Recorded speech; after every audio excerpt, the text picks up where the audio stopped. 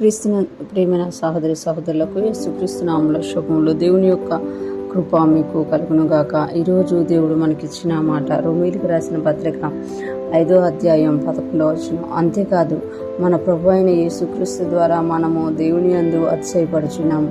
ఆయన ద్వారానే మనము ఇప్పుడు సమాధాన స్థితి పొంది ఉన్నాము. ఈ మాటలు మనము రోమీల సంఘానికి పౌలు గారు రాస్తున్న ఉత్తరంలో చూస్తున్నాము. పౌలు గారు ఇక్కడ రోమా సంఘానికి తెలియజేస్తున్నారు కదా. అంతేకాదు మన ప్రభు అయిన యేసుక్రీస్తు ద్వారా మనము దేవుని యందు అతిశయపడుచున్నాము.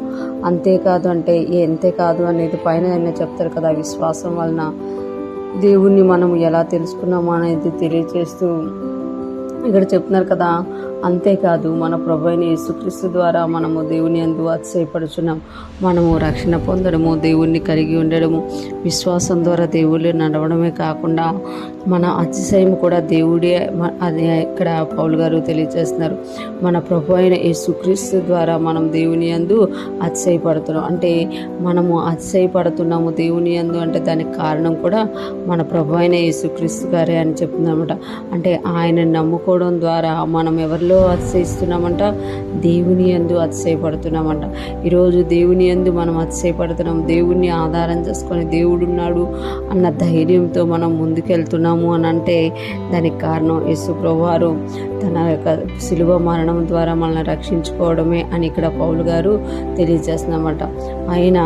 ఆయన ద్వారానే మనం ఇప్పుడు సమాధాన స్థితి పొంది ఉన్నాము. అంటే యేసు ప్రభువారి ద్వారా మనము ఇప్పుడు సమాధాన స్థితి పొంది ఉన్నాం. ఒకప్పుడు మన జీవితాల్లో పోరాటాలు, శోధనలు, బాధలు, కష్టాలు ఉండేవేమో, కానీ ఇప్పుడు మనం సమాధానంగా జీవించగలుగుతున్నాము, సమాధాన స్థితిలో ఉండగలుగుతున్నాం. అంటే అది కూడా ఎవరిది? ఆయన ద్వారానే, అంటే యేసుక్రీస్తు ద్వారానే మనం ఇప్పుడు సమాధాన స్థితి పొంది ఉన్నాము.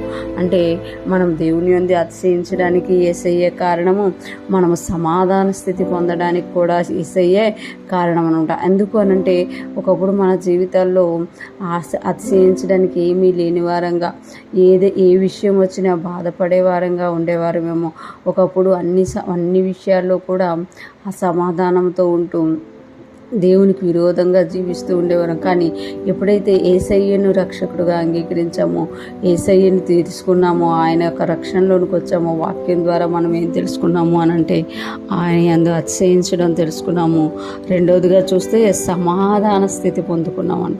అంటే ప్రతి విషయంలో కూడా సమాధానంగా ఉండడం ఎలాగో వాక్యం ద్వారా తెలుసుకొని ప్రార్థించి ఆ యొక్క సమాధాన స్థితిని అనుభవిస్తున్నాం. ఈరోజు ఫ్రెష్ మనం వింటున్న ప్రతి ఒక్కరూ జ్ఞాపకం చేసుకోవాలి.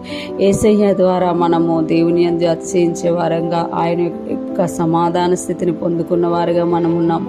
కనుక మనం ఆ స్థితిలోనే ఉంటూ దేవుని స్తుతించే వారిగా మనం ఉండాలని దేవుడు కోరుకుంటున్నారు. మన అతిశయానికి కారణం దేవుడే. ఆ దేవుని యందు మనం అతిశయించడానికి కారణం యేసయ్య అనమాట. అదేవిధంగా మనం సమాధానంగా జీవిస్తున్నాము అని అంటే దానికి కారణం కూడా యేసయ్య. కనుక మనం దేవుణ్ణి స్తుతిస్తూ, యేసయ్యని స్తుతిస్తూ మనము ఇంకా దేవుని యందు అతిశయిస్తూ సమాధాన స్థితిలో ముందుకు సాగిపోదుము గాక. దేవుని కృప మనకు తోడై ఉండి నడిపించును గాక. ఆమేన్.